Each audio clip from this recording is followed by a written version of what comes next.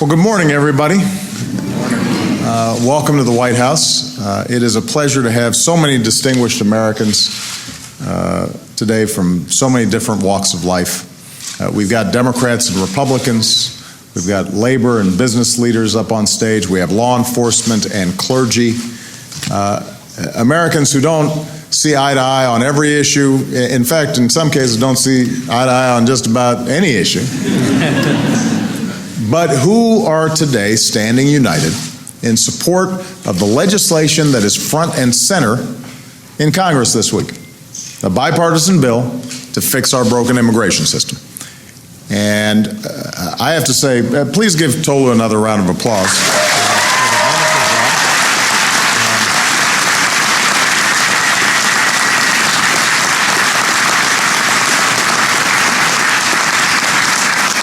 It takes a lot of courage to do what Tolu did, to step out of the shadows, to share her story, and to hope that despite the risks, she could make a difference. But Tolu, I think, is representative of so many dreamers out there who have worked so hard, and I've had a chance to meet so many of them who've been willing to give a face to the undocumented and have inspired a movement across America. And with each step, they've reminded us, time and again, what this debate is all about. This is not an abstract debate. This is about incredible young people who understand themselves to be Americans, who have done everything right, but have still been hampered in achieving their American dream. And they remind us that we're a nation of immigrants. Throughout our history, the promise we found in those who come from every corner of the globe has always been one of our greatest strengths. It's kept our workforce vibrant and dynamic. It's kept our businesses on the cutting edge. It's helped build the greatest economic engine that the world has ever known. When I speak to other world leaders, one of the biggest advantages we have economically is our demographics. We're constantly replenishing ourselves with talent from all across the globe. No other country can match that history. And what was true years ago is still true today. Who's beeping over there?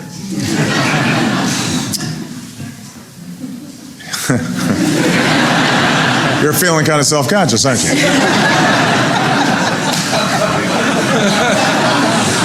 It's okay.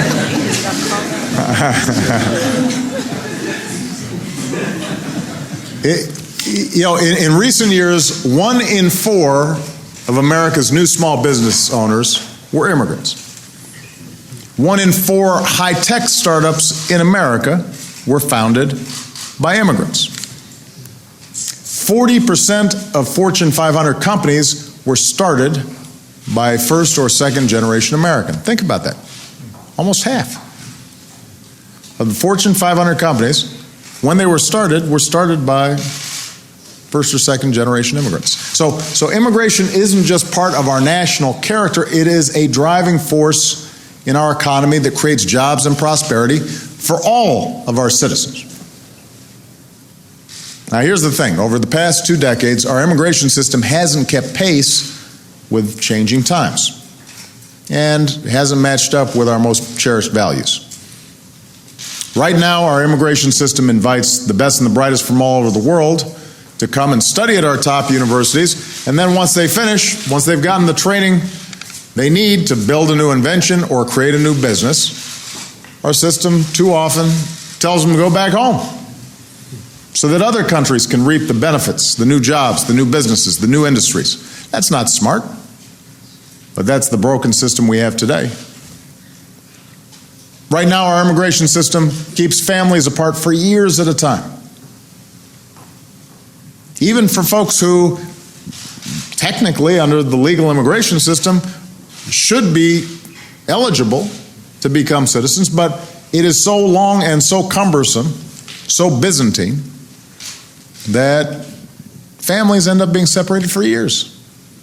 Because of a backlog of visas, people who came here legally, who are ready to give it their all to earn their place in America end up waiting for years to join their loved ones here in the United States. It's not right, but that's the broken system we have today. Right now, our immigration system has no credible way of dealing with the 11 million men and women who are in this country illegally. And yes, they broke the rules. They didn't wait their turn.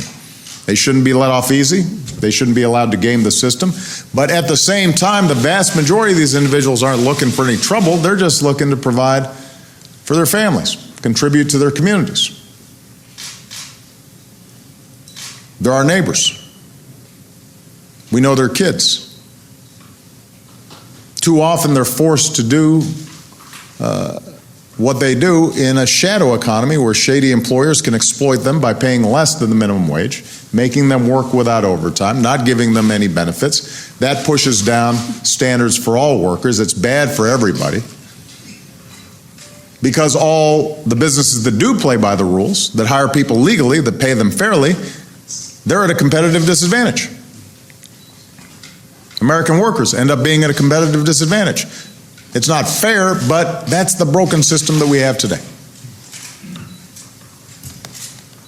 Now, over the past 4 years, we've tried to patch up some of the worst cracks in the system.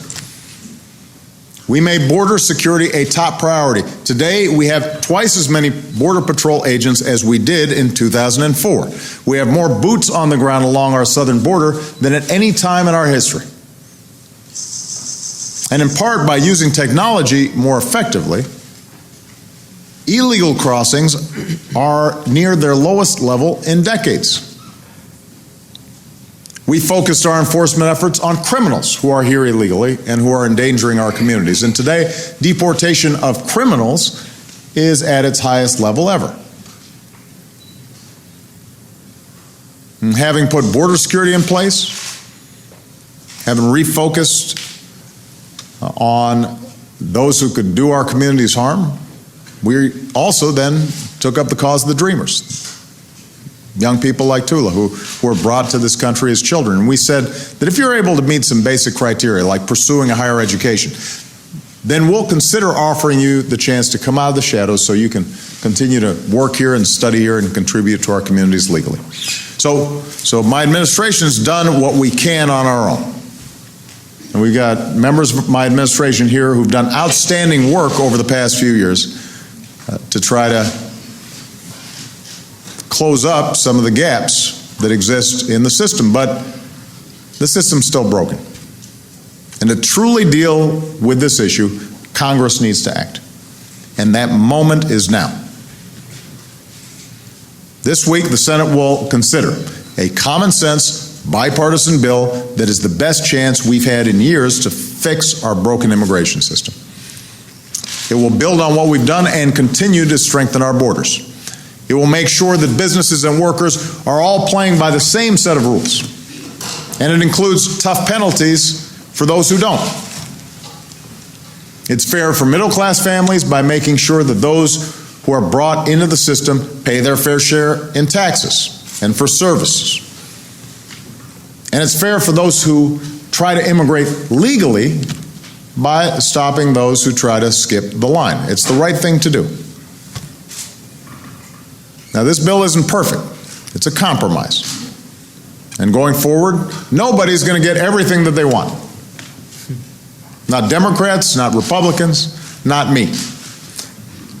But this is a bill that's largely consistent with the principles that I and the people on this stage have laid out for common sense reform. First of all, if passed, this bill would be the biggest commitment to border security in our nation's history. It would put another $6.5 billion on top of what we're already spending towards stronger, smarter security along our borders. It would increase criminal penalties against smugglers and traffickers. It would finally give every employer a reliable way to check that every person they're hiring is here legally. And it would hold employers more accountable if they knowingly hire undocumented workers. So it strengthens border security, but also enforcement within our borders. I know there's a lot of talk right now about border security, so let me repeat. Today, illegal crossings are near their lowest level in decades, and if passed, the Senate bill, as currently written and is hitting the floor, would put in place the toughest border enforcement plan that America has ever seen. So nobody's taking border enforcement lightly. That's part of this bill. Number two, this bill would provide a pathway to earned citizenship for the 11 million individuals who are in this country illegally. So that pathway is arduous. You've got to pass background checks. You've got to learn English. You've got to pay taxes and a penalty. And then you've got to go to the back of the line behind everybody who's done things the right way and have tried to come here legally. So this won't be a quick process. It'll take at least 13 years before the vast majority of these individuals are able to even apply for citizenship. So this is no cakewalk. But it's the only way we can make sure that everyone who's here is playing by the same rules as ordinary families, paying taxes and getting their own health insurance. That's why for immigration reform to work, it must be clear from the outset that there is a pathway to citizenship. If we're asking everybody to play by the same rules, you got to give people a sense of certainty that they go through all these sacrifices, do all this, that there's, at the end of the horizon, the opportunity, not the guarantee, but the opportunity to be part of this American family. And by the way, a majority of Americans support this idea. Number three, this bill would modernize the legal immigration system so that alongside training American workers for the jobs of tomorrow, we're also attracting the highly skilled entrepreneurs and engineers from around the world who will ultimately grow our economy. And this bill would help make sure that our people don't have to wait years before their loved ones are able to join them here in America. So that's what immigration reform looks like. Smarter enforcement, a pathway to earn citizenship, improvements to our legal system. They're all common sense steps. They've got bipartisan support. They've got the support of a broad cross-section of leaders from every walk of life. So there's no reason Congress can't get this done by the end of the summer. Remember, the process that led to this bill was open and inclusive. For months, the bipartisan Gang of Eight looked at every issue, reconciled competing ideas, built a compromise that works. Then the Judiciary Committee held numerous hearings. More than 100 amendments were added, often with bipartisan support. And the good news is every day that goes by, more and more Republicans and Democrats are coming out to support this common sense immigration reform bill. And I'm sure the bill will go through a few more changes in the weeks to come. But this much is clear. If you genuinely believe we need to fix our broken immigration system, there's no good reason to stand in the way of this bill. A lot of people, Democrats and Republicans, have done a lot of good work on this bill. So if you're serious about actually fixing the system, then this is the vehicle to do it. If you're not serious about it, if you think that a broken system's the best America can do, then I guess it might make sense to try to block it. But if you're actually serious and sincere about fixing a broken system, this is the vehicle to do it. And now's the time to get it done. There is no good reason to play procedural games or engage in obstruction just to block the best chance we've had in years to address this problem in a way that's fair to middle-class families, to business owners, to legal immigrants. And there's no good reason to undo the progress we've already made, especially when it comes to extreme steps like stripping protections from dreamers that my administration's provided, or asking law enforcement to treat them the same way they treat violent criminals. That's not who we are. We owe it to America to do better. We owe it to the dreamers to do better. We owe it to the young people like Tula and Diego Sanchez, who's with us here today. Where's Diego? Right here. Diego came here from Argentina with his parents when he was just a kid. And growing up, America was his home. This is where he went to school, this is where he made friends, this is where he built a life. You ask Diego, and he'll tell you he feels American in every way, except one, on paper. In high school, Diego found out that he was undocumented. Think about that. With all the stuff you're already dealing with in high school, and suddenly, oh man, really?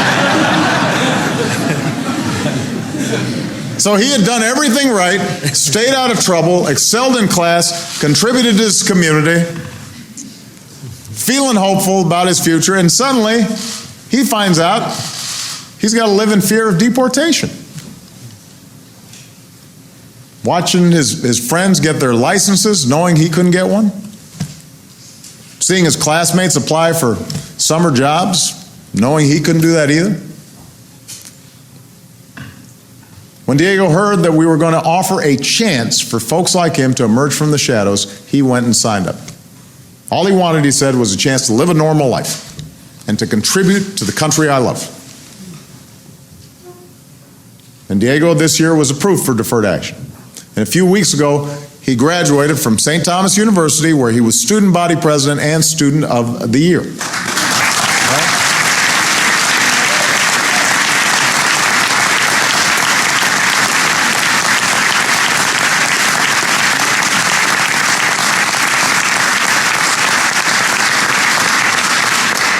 So now he's set his sights higher, and master's degree and then law school, so he can pursue a career in public policy, help America shape his future. Why wouldn't we want to do the right thing by Diego? What rationale is there out there that wouldn't want to make sure Diego achieves his dreams? Because if he does, that helps us all achieve our dreams. So in the weeks to come, you'll hear some opponents of immigration reform try to gin up fear and create division and spread the same old rumors and untruths that we've heard before. And when that happens, I want you to think about Tolu, I want you to think about Diego, and I want you to think about your own parents and your own grandparents and your own great-grandparents and all the men and women and children who came here.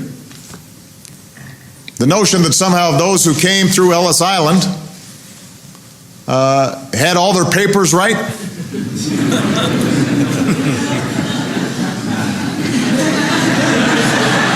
You know, had checked every box and followed procedures as they were getting on that boat.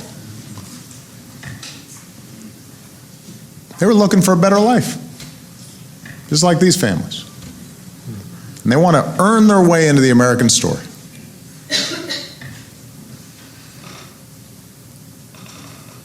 If you're willing to stand with them, if you're willing to stand with all these outstanding leaders up here, then now's the time to make your voice heard. You need to call and email and tweet your senators and tell them, don't kick this problem down the road. Come together, work together, do your job, not only to fix the broken immigration system once and for all, but to leave something better for all the generations to come.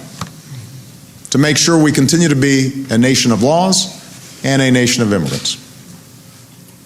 Do the right thing. Thanks. God bless you. God bless America.